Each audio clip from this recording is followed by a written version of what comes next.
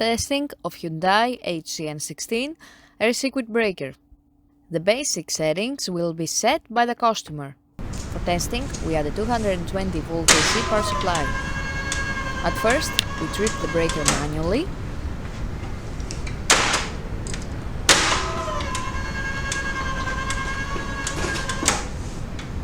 Then, we trip the breaker with the help of the UVT.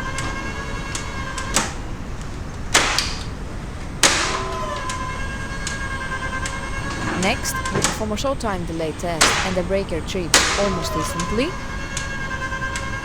And lastly, we perform a long time delay test and the breaker trips.